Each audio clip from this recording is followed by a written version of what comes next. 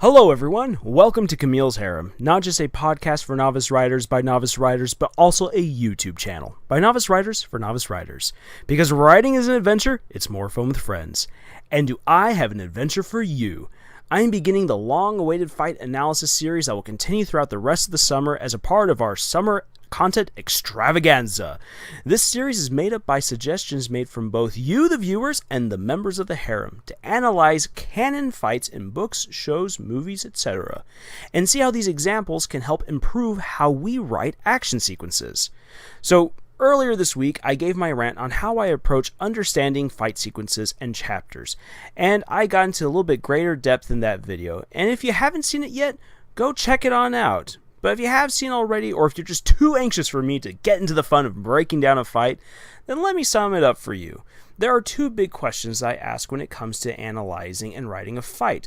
What kind of a story is this, and what is the purpose of this fight? When I think about what kind of a story is this, I ask myself, so what kind of genre do I have right here? What is the medium of me telling this story?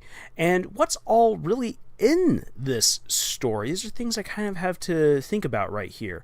And what's the purpose of this fight? Well, that's told a lot in the build-up to the fight, how the fight itself plays out, and then the consequences of that fight. So these are kind of the things I really like to focus on when it comes to breaking down a fight, and also when it comes to me understanding what it is that I am doing when I'm writing it. So there, I've summed it up for you. Huzzah! So focusing on these things is essential because the rest really is all fluff and will be up to your own personal choice and your own unique tools when it comes to writing the conflicts within your stories. So these will be my primary areas of focus throughout the series and as I do these videos. But here now, I will also dive a little bit deeper into the specific mechanics of each individual fight and pull them on out so we can have a look at them and say whether or not this is something that you might want to use when it comes to writing your own fights. So for the first video in this series of fight analyses, I'll be breaking down the duel between Vin and Shan Elariel, found in the first Mistborn novel by Brandon Sanderson. The suggestion to review this fight comes from one of our listeners, Haley, who had this to say about it. Vin and Shan's fight is so good for so many reasons. Probably the biggest is that it's necessary for character and plot development. It's the spark that ignites the dry kindling we've watched piling up throughout the story. It also follows all the rules of Brandon's marvelously unique world. Vin doesn't have some superior or inexplicable power or weapon that saves her. Shan's only real advantage are numbers, and that doesn't account for much in the end. And she likely has more atium. It's almost sportsmanlike, skill against skill alone. There's also a bit of fan service stuffed in, being that you finally get to see Shan get hers after the audience has hated her for so long. And the fight parallels the plot of the story itself, yet it remains so personal for Vin. It's the moment she decides to be true to herself. She's not going to be the victim anymore. She's not going to cower in fear or fold. It's the true test of her commitment, not only to the morals of the cause, but to her own cause. Even so, she is in an extremely dangerous situation, getting into an atium fight with an opponent with more atium than you, foreshadowed by Kelsier as a grievous mistake. The tension increases as you know Vin's atium is burning away rapidly and death seems unavoidable. While reading, I kept holding my breath without knowing it. And in the end, Vin wins, because she's clever, creative, and daring. Shan eats it because she was arrogant and too reliant on her abundance of atium, believing as all nobles do that it's the end that beats all of the allomantic combats. A thought as outdated as the final empire itself. And if it wasn't that this was an analysis video, I would just end it right there with that awesome summary from Haley. So thank you, Haley, for that great quote. But now to get down to it, looking at this. So what kind of a story is this? Well, this is epic fantasy right here. And it's full of kind of real world physics that really play a part, mixed in with a really unique magic system, which, as Brandon Sanderson himself said, what's more interesting to him is not so much the abilities of the magic, but the limitations. And we get to see very real characters working out very relatable problems, albeit in a magical world. So that's basically kind of the setting right here. And what is the build-up then to this particular fight? Well, diving into the story, we really have to start at the beginning.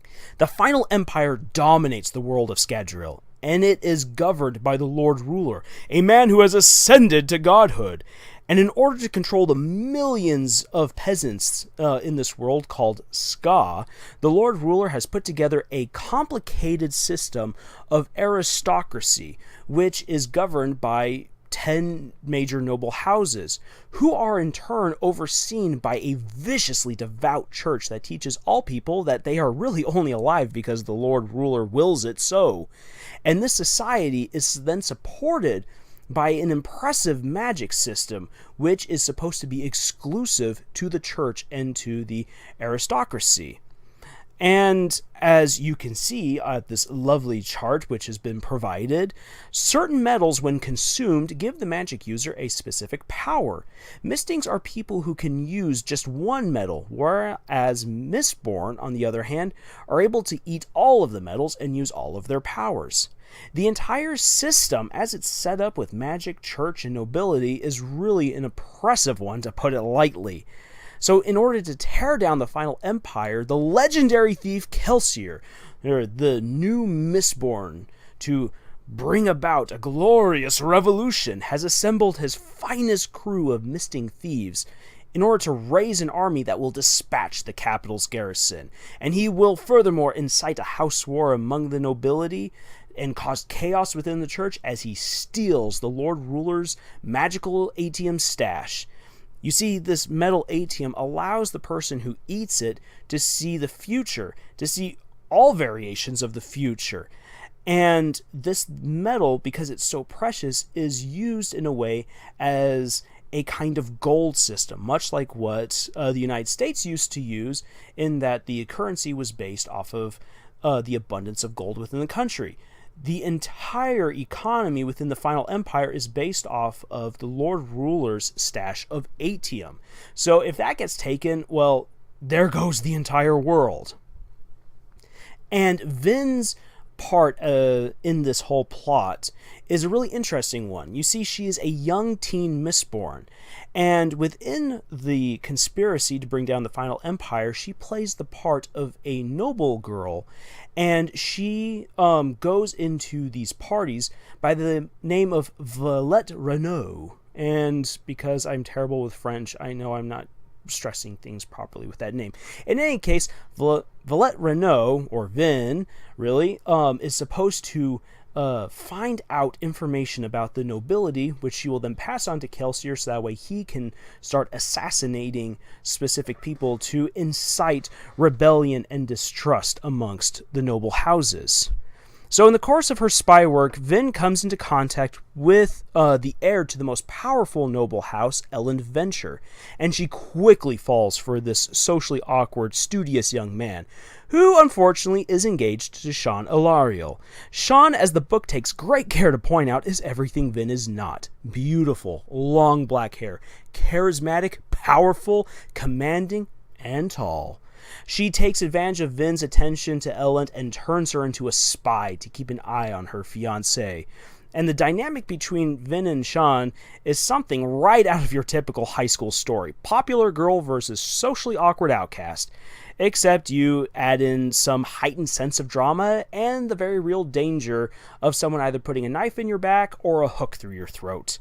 So right then before the fight, there's one final ball. You see, tensions have grown to a breaking point between the noble houses due to Kelsier's assassinations and the spreading of false information. And so at this final ball, all of the noble houses are coming together to basically declare their allegiances, their different factions, before they start killing one another in the streets.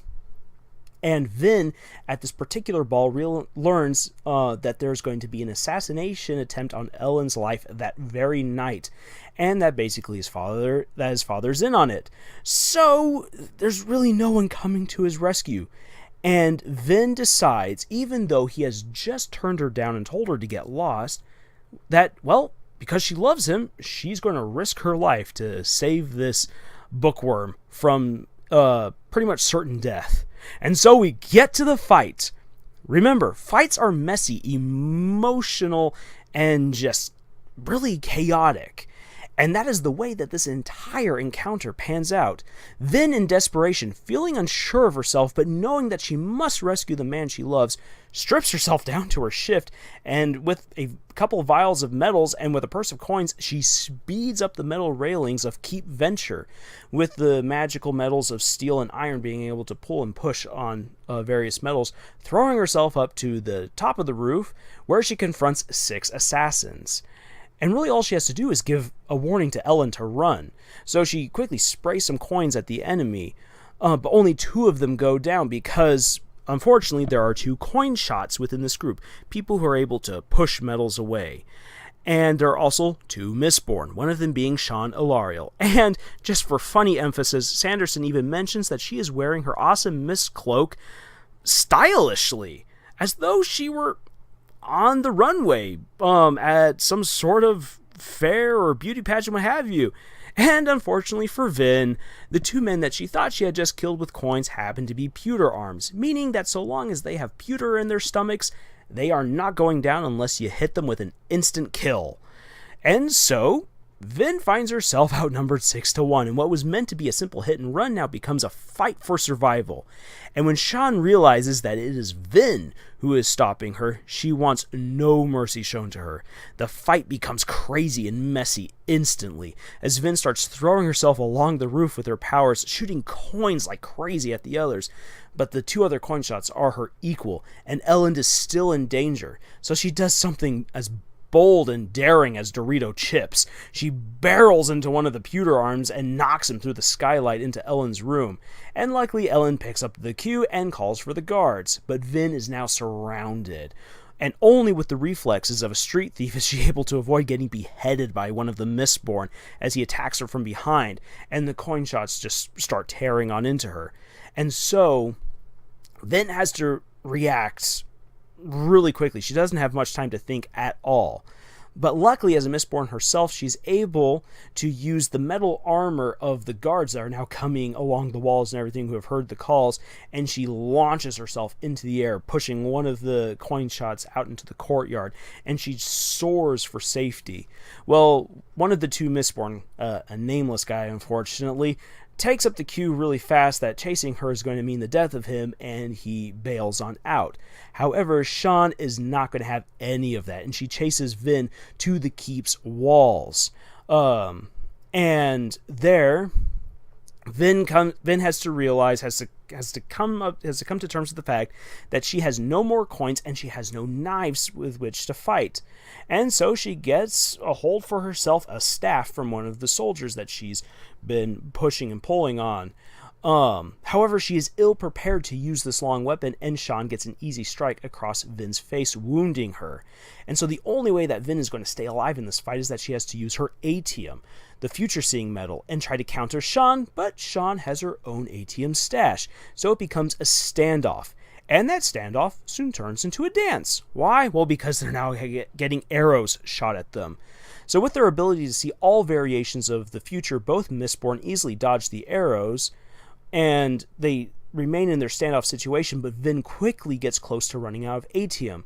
So Vin ceases to burn her atium within her stomach, and it makes Shan think that she has run out. So Shan goes in for the kill, and Vin uses her last bit of atium to see exactly what Shan will do in the final moment. And this causes a quick sputter of confusion for Shan on her part, because she thought that she had won, and then lo and behold, Vin suddenly seems to have more atium out of nowhere. And so in that moment of hesitation, Vin grabs an arrow out of midair and stabs it into her foe's chest. But because Shan is a Mistborn and she has some pewter in her stomach, she's not going down easily. So Vin breaks the shaft in half and rams the last part of the arrow right into the other woman's heart and drops her instantly, thus giving bullied girls everywhere the satisfaction of getting rid of their oppressors. And that is the fight. It is quick, it's messy, it's brutal, and it's oh so satisfying. So, now for the aftermath. Well, Vin quickly runs away to the safe house where the rest of the thieving crew is waiting, and informs them all that the house war has finally begun. And so nobles start fighting each other in earnest, bringing an immense amount of chaos to the Lord Ruler's capital and bringing the city of Luthadel on to the brink of collapse. And as far as Vin goes, well, Elend is safe, which is good for her because, hey, spoilers, they get married. But more immediately, a witness sees Vin and identifies her. And so when the church's inquisitors attack the Renault family for what has happened right here, Elend, upon hearing this, thinking that this is Villette Renault, this woman who loved him, and he's like, oh my gosh, she saved me. He goes in an attempt to try to save her, which puts him into a great deal of danger. And this leads to one of my top 3 all-time best fights of the entire Cosmere. Kelsier, who is trying to save Spook and Lord Renault from being executed by the church, continues to stay in the executioner square where they're all supposed to be killed in an attempt to help save Elend, because he has come to terms with the fact now that Vin loves a nobleman, despite his best efforts on the contrary. Because you see, not only did Vin let the thieving crew know, hey, guess what? The house war has started because I killed Shan Elariel. She admits that she deeply loves Elend. And at first, Kelsier is furious with this, and it leads to a pretty heart-rending argument between Vin and the rest of the thieving crew. And Kelsier finally makes up for it and comes to terms with, yes, you love this man. And so he stays extra long to help protect Elend, which means that Kelsier has to then face off against a Steel Inquisitor. Hence, one of the 3 best fights in the Cosmere begins because of Vin's and Elend's love for one another, which really comes to the forefront because of Vin fighting Shan. So, some really neat connections right here. This is a great example of lasting consequences for an important confrontation, because so much of what happens throughout the rest of the trilogy you can trace back quite easily to this fight between Shan and Vin. So as writers, how can we take this fight and use it to improve our own action scenes? Here, at least, are 4 good pieces of advice that I can give you. First of all, many novice writers want their characters to confront their quote-unquote high school level nemesis early on. There are, especially in fantasy stories, bad guys ranking from throwaway to just annoying to personal grudge type villains to the big baddies. Many new writers put personal enemies of their own into their stories in the form of these personal grudge type villains, and they want to get rid of them quickly for really their own catharsis and personal reasons.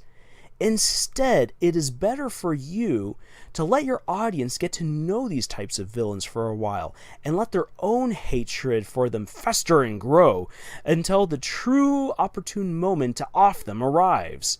And that makes the battle feel way more satisfying. Secondly, remember consistency with your magic and fighting styles. During the fight, Vin is in such great danger of losing, not just because she is outnumbered, but because she is small for a Mistborn, and she doesn't have a lot of metals to use. So with physics being involved when it comes to pulling and pushing on metals, it's very easy for Vin to get thrown about, which she actually uses to her own advantage, being able to quickly fly around her opponents. But it also leads to problems, whereas if she is not careful and gets into a pushing match with a coin shot and she's at the edge of a building, sayonara, as she goes flying off the edge of the building. And another thing to think about is that you don't need a miracle or an ultra power or crazy weapon to end a fight. You really just need a viable trick or a maneuver or just the right kind of weapon to end it. Vin defeats Shan, realizing that she can trick the other Mistborn into thinking she's run out of atium. And only Marsh, Kelsier's brother, would have been able to read the trick because he can use his bronze powers, which allows you to sense other people's magic, to see what's going on. Because most Mistborn disregard bronze, thinking it's not really that important because it's not a very good offensive weapon, or so they think. And so Shan would not be prepared to see through Vin's deception. And so it's a brilliant tactic, and it's one that fits Vin's street thief personality. And for further emphasis, if you want it, just look to the book Prince Caspian, where Peter remarks that even the best swordsman in the world can be killed by a trick that he has never seen before. So let that be a lesson to you. Lastly, contrary to anime, unless you're writing one, and then this is totally fine, Vin does not have a lot of time to think. Because in the middle of a fight, really what comes into play is practice and instinct. If you reach for something that is outside of your range of ability, you will make mistakes. And this is how Vin is really able to take down the coin shots. She is very well versed in knowing how to push and pull metals, but she is nearly killed by Shan when she is cornered because she doesn't know how to fight very well with a staff. And so even though a staff seems like a better weapon against glass knives, she nearly gets killed because she doesn't know what she's doing. And so that right there is something to really keep in mind, especially if you're going for a more realistic fight and you don't want to break the suspension of disbelief. Remember that not everyone is super great at fighting and that they are very likely to make mistakes, especially when they're using or doing something that they are not very well trained or prepared in. So remember these 4 points of advice. Give your audience time to understand and hate your villains. Be consistent with your fighting styles.